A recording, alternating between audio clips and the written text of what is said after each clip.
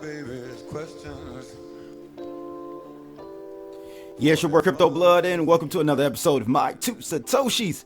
It is January 16th. Shout out to my man Centel out there on YouTube for the song request today. We Almost Lost Detroit by Gil Scott. Thanks for the song request. Never heard this one before.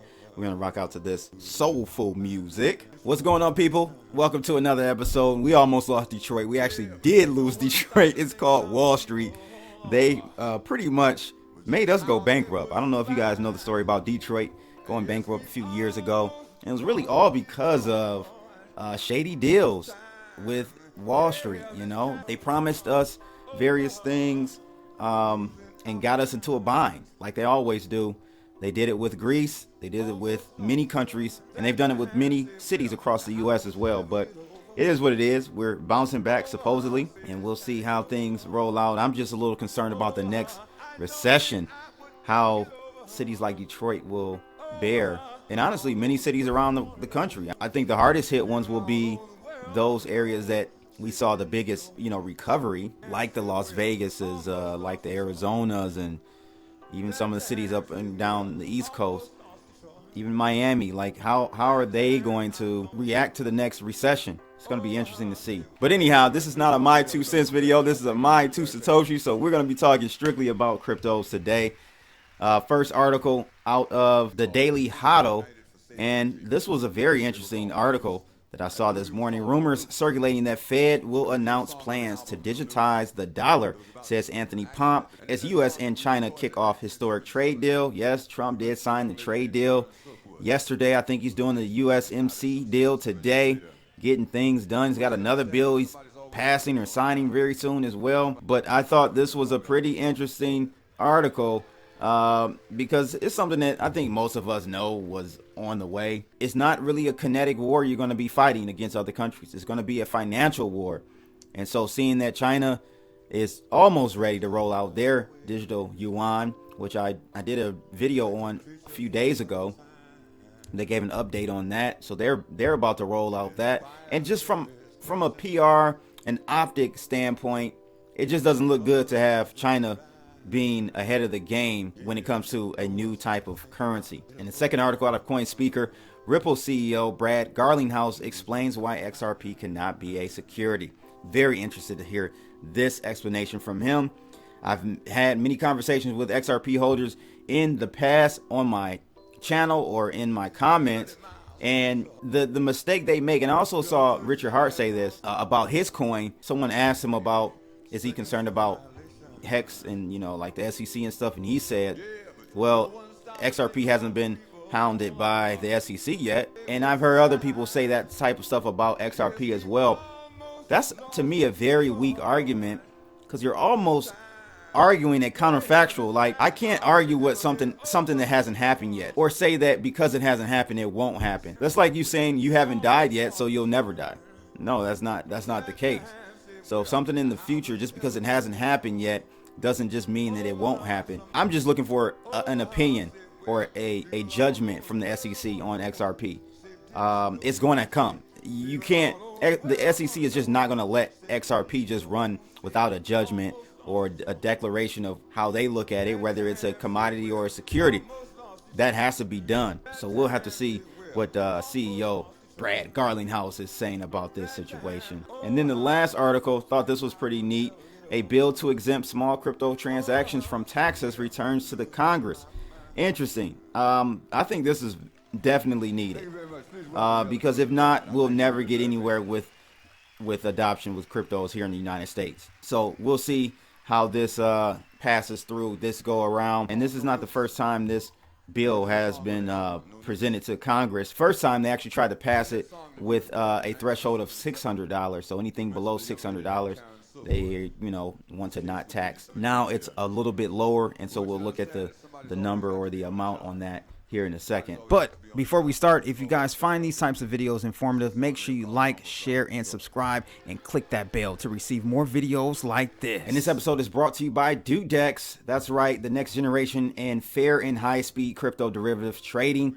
Check those guys out at DudX.com, and you can actually earn up to $70 in free crypto trading bonuses if you use the link in the description below. It's a new platform, So they're just kind of building their base. They've been increasing liquidity over the last couple of months.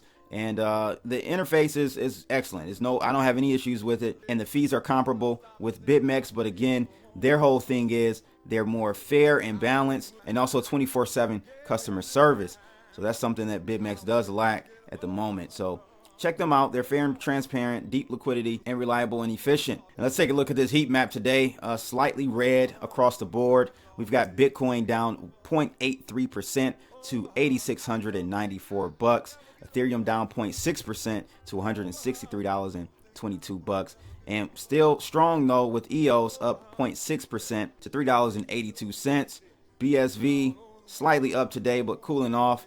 It's lost a lot of its gains, over like 30% from its highs. You got to be careful with those types of moves. When you see 400% moves in 3-4 days, you're going to see sharp declines. I'm not saying it can't go higher, but I'm just saying those types of moves of 30%, 40% retracements are warranted for sure. XRP down 3% today, and Litecoin down only 0.9% to $57.82. And as you can see from the charts, it's crazy that Bitcoin has followed my wave pattern pretty closely, but it did break above the 8,300 area and pretty much scored a point here. A point was scored right here, and so now this should be an area of support. So that's how you would play that. You would put shorts in anywhere maybe like below here.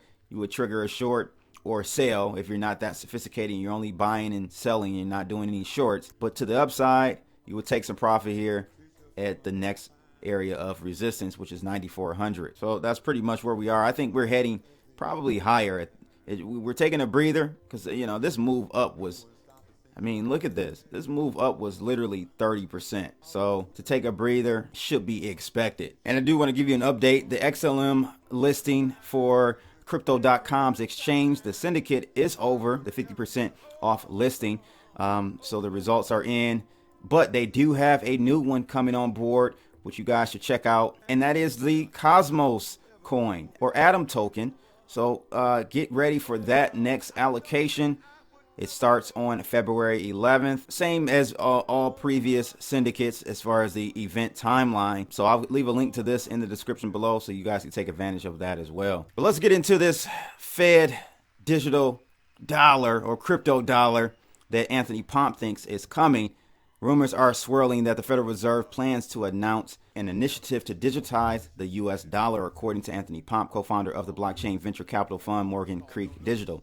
Pomp first tweeted about the rumors earlier today, reporting that an announcement could be as soon as this week in an effort to keep up with what China is doing with their digital yuan. If the U.S. moves ahead with the digital currency, Pomp believes it would contribute to the crypto movement in the U.S. in a big way. He said if they digitize the dollar, it will drive adoption of digital wallets. Once people get a digital wallet, they will ultimately move towards the soundest money, in my opinion. This rumor, though, is a stark departure from what top regulators indicated last month.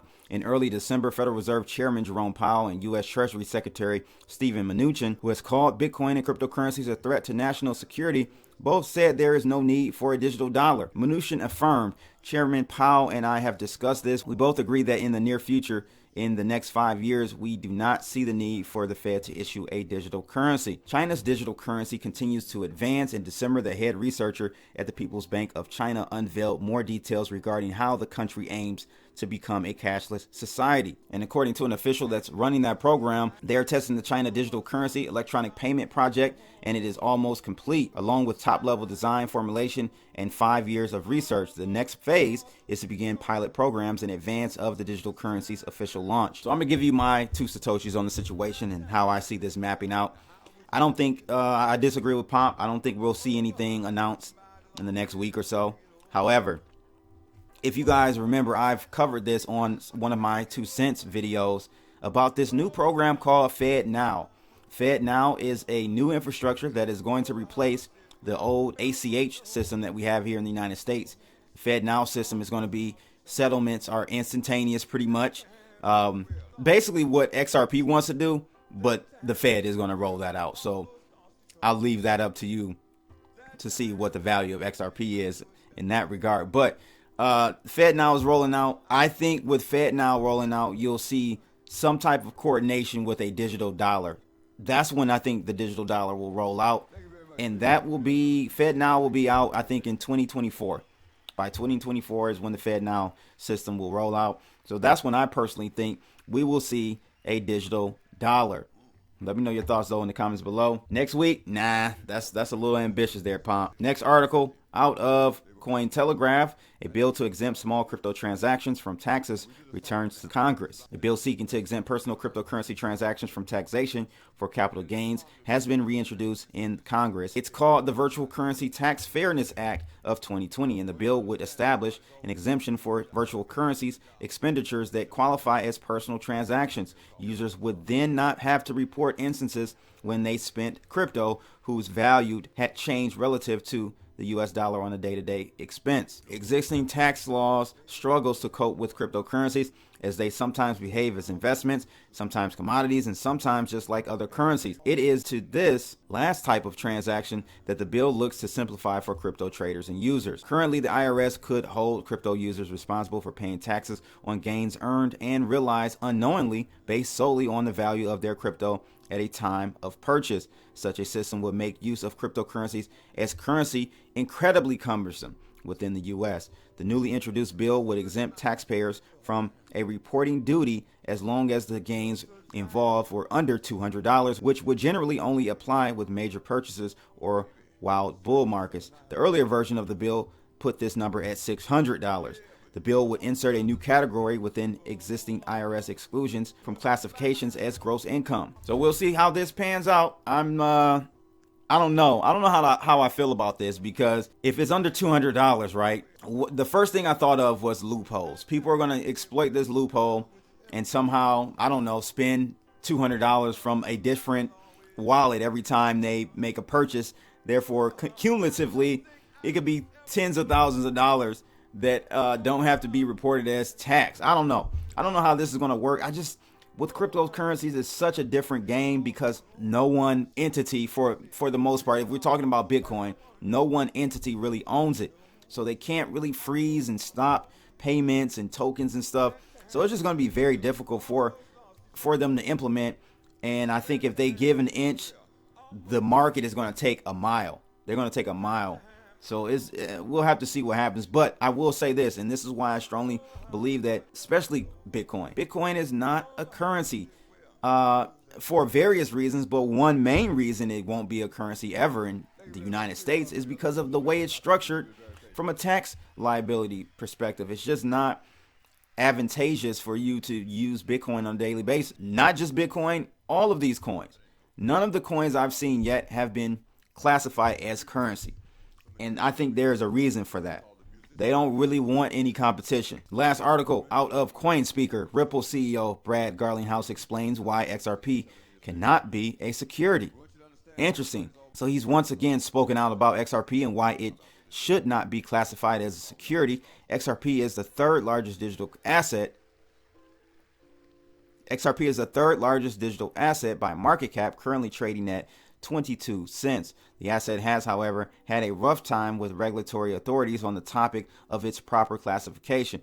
While there has been no official ruling yet, the CEO is unwavering about XRP's status. So the XRP lawsuit, for a while now, Ripple has been stuck in a class action lawsuit to determine XRP's classification. In a motion filed in December of 2019, Ripple is requesting that the case be thrown out of court because it has no merit. The lawsuit began in 2018 and was initiated by investors and members of the XRP community who are convinced that Ripple sold unregistered XRP tokens to them. Now, I'm just going to stop right there and say, yeah, they're suing because Ripple isn't at $5. Now, if Ripple's at $5, they wouldn't have a problem with what Ripple sold to them, right? What XRP tokens Ripple sold to them.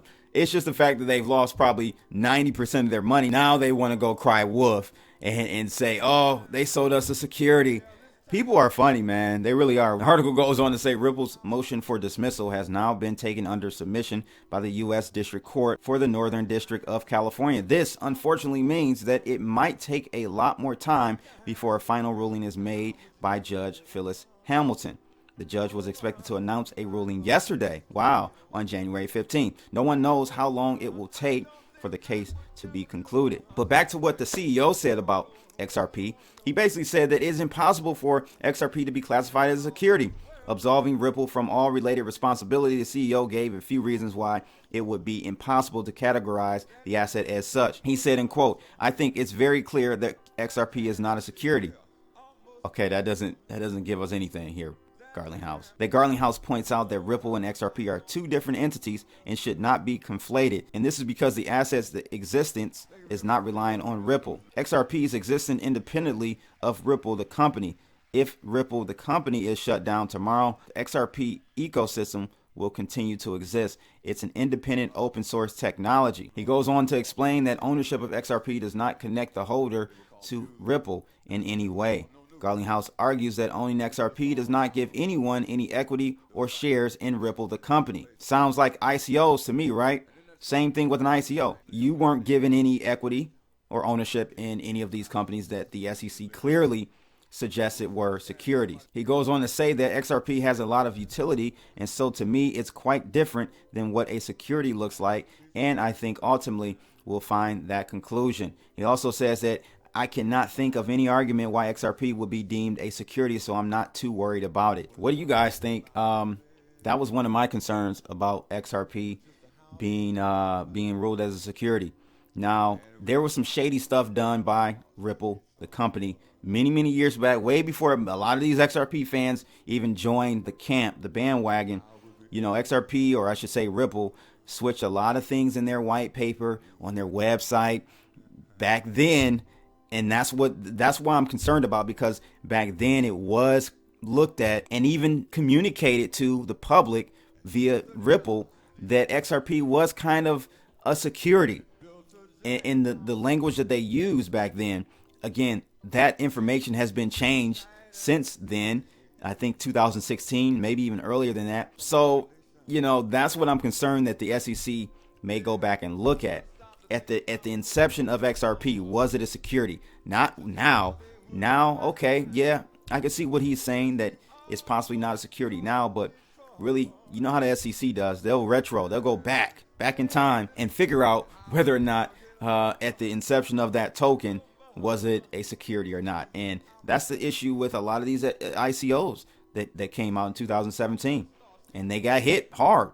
They got hit hard with that securities law and how we test stuff. So we'll have to see what happens. I'm still concerned, and this has nothing to do with me liking or disliking XRP. I'm just going off of experience, seeing how these things have panned out, and most importantly, seeing how XRP was created by Ripple and how they treated it back then, and the language that was on their website and their white paper and all of that. That's my concern. But hey, that's my 2 Satoshis on the subject today. Let me know yours in the comments below. Shout out again to my man Santel out there on YouTube for the song request by Gil Scott. We almost lost Detroit. Make sure you guys like, share, and subscribe, and click that bell if you found this video informative. And that's my 2 Satoshis for January 16th, 2020. I'm out of here, people. How?